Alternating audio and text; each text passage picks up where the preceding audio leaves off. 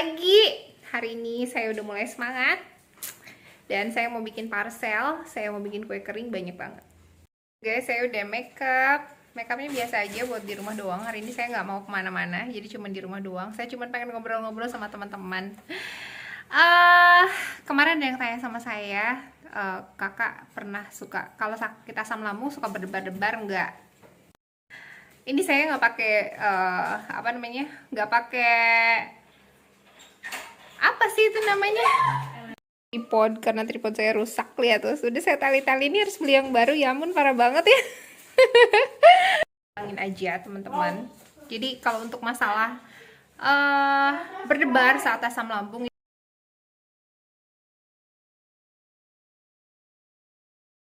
kalau misalnya asam lambung itu muncul,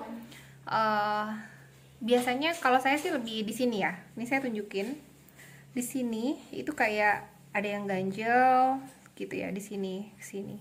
Itu kayak ada yang ganjel terus naik ke atas ke bagian dada sini.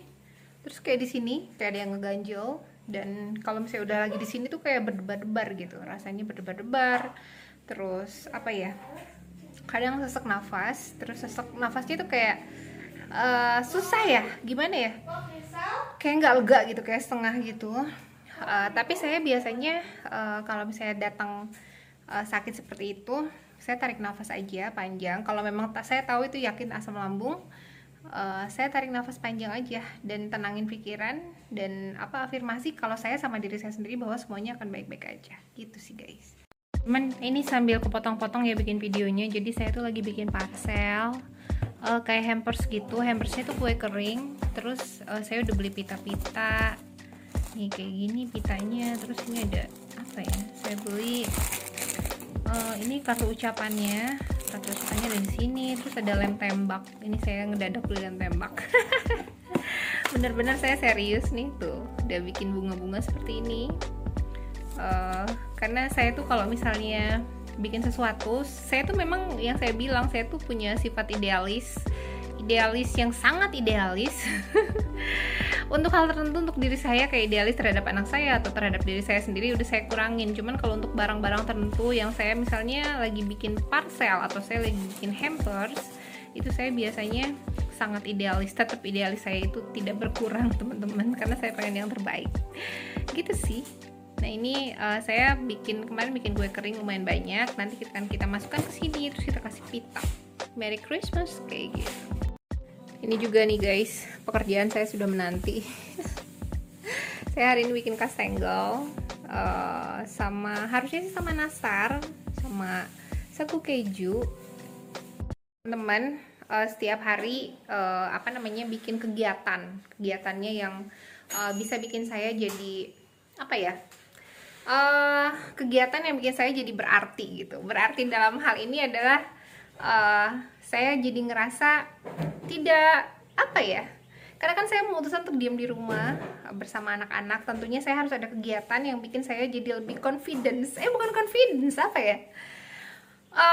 killing time, membunuh waktu. Jadi kalau misalnya yang namanya di rumah, ibu-ibu, kalau anak-anak kita udah selesai, atau mungkin kita bosen gitu sama anak-anak, bukan bosen, maksudnya udah bosen dengan bantu ngerjain tugas mereka, terus kita jenuh gitu. Nah saya tuh hiburannya sama baking. Nah kebetulan saya suka baking dan ternyata bisa menghasilkan, jadinya saya lanjutin sampai sekarang.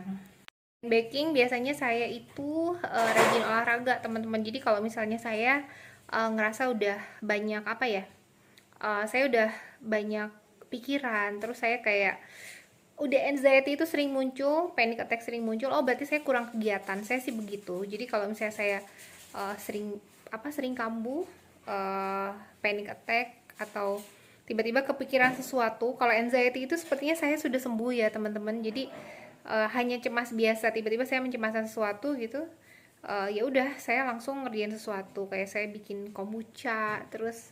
Dan untungnya ya itu sih, saya punya teman-teman yang baik, saya dikelilingin dengan keluarga yang baik, teman-temannya juga pada baik, mendukung saya semua. Jadi kayak misalnya saya bikin kombucha, terus teman-teman saya iseng pada beli, terus saya bikin kue, teman-teman saya juga iseng pada beli gitu. Jadinya saya jadi lebih semangat dan saya ngerasa jadi lebih berarti sih. Nah ini dia Scooby Hotel saya. Jadi saya itu bikin kombucha sekarang by permintaan aja. Kalau misalnya ada yang mau dibikin kombucha saya buatin. Ini adalah Scooby Hotelnya. Jadi nanti kalau misalnya saya mau bikin kombucha, ini ngambil jamurnya di sini. Saya udah punya banyak nih dari beberapa kali bikin. Dan ini menghibur banget, jadi bikin saya lebih apa ya? Senang aja gitu bikin kombucha.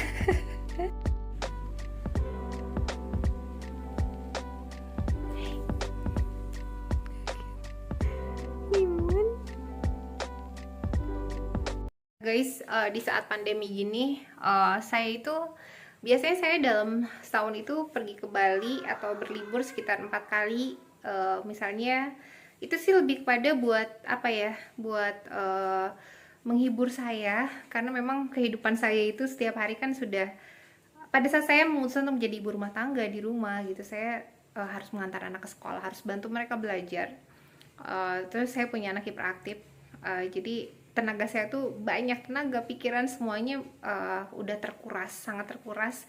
Jadi memang saya sepakat sama partner saya bahwa saya butuh hiburan, saya boleh berlibur setahun 4 kali gitu. Cuman setelah pandemik ini saya jadi nggak bisa kemana-mana teman-teman, di rumah aja. Dan ini udah mau 2 tahun, Desember ini udah 2 tahun saya nggak kemana-mana. Rencana saya pengen apa ya, sebenarnya dalam pikiran saya itu udah mumet banget. Saya mencoba untuk menghandle diri saya gitu, mungkin karena memang saya jenuh di rumah. Saya pikiran seperti teman-teman yang kayak apa namanya, takut mati udah nggak muncul, cuman kayak pikiran-pikiran aneh gitu loh teman-teman, kayak aduh, tiba-tiba muncul pikiran apa gitu, seperti itu saya masih muncul dalam pikiran saya gitu, yaitu karena memang saya kurang hiburan ya. Karena saya nggak keluar, saya nggak ketemu teman-teman saya, jarang sekali saya ketemu teman-teman saya. Kalaupun ketemu udah gitu plong gitu, lama nggak ketemu lagi. Nah jadinya saya kayak apa ya, mungkin kurang teman untuk bersosialisasi. Saya kekurangan teman untuk bercerita, karena yang namanya makhluk sosial kan butuh bercerita. Jadi saya ceritanya cuma sama anak-anak, lingkungan saya cuma anak-anak. Makanya saya seneng banget chatting sama teman-teman saya gitu kan, kayak gitu.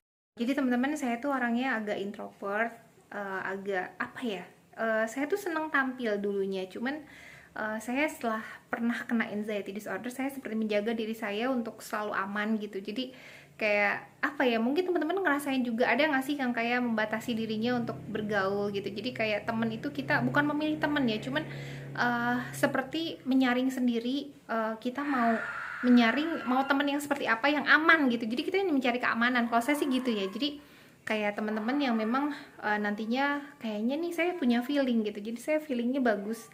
Jadi kalau misalnya ada teman yang memang pada saat pertama ngobrol dia kurang nyaman buat saya gitu, saya jauhin gitu. Nah mungkin teman-teman juga bisa lakuin seperti itu. Jadi kayak misalnya kita harus bergaul dengan orang-orang yang memang positif, yang memang bisa memberikan efek positif buat kita, yang bikin kita jadi lebih semangat hidup, yang tidak memandang negatif orang anxiety disorder gitu. Nah kalau misalnya kita berteman dengan orang yang menganggap negatif orang yang anxiety disorder, ya udah kita yang ada makin down gitu. Tapi kalau misalnya kita justru harus berteman dengan orang yang care, yang memahami bahwa anxiety disorder itu ada loh gitu, penyakit kejiwaan seperti itu tuh ada loh gitu. Dan mereka bukannya nyinyirin kita, tapi malah membantu kita untuk apa ya, ya sebagai temannya paling tidak mendengarkan, ataupun kalaupun memberikan masukan itu tidak memaksa. Bener gak sih? Kita orang anxiety disorder pasti merasakan kalau misalnya ada orang kasih masukan itu, kita nggak mau dipaksa gitu. Kita nggak mau dia memasukkan idenya ke dalam diri kita. Jadi kalau misalnya dia mau masukin ide aja, terserah kita mau lakuin atau enggak gitu loh teman-teman. Itu saya teman-teman, tapi terserah sama kalian. Kalian lebih tahu apa yang terbaik buat kalian. Cuman saya ngerasa yang terbaik buat saya seperti itu. Jadi saya menjauhi orang-orang yang negatif, dan saya lebih banyak berteman dengan orang yang positif. Jadi saya juga ikut positif dan lebih bahagia gitu teman-teman. Oke, ikutin terus videonya. Thank you for watching dan bye-bye.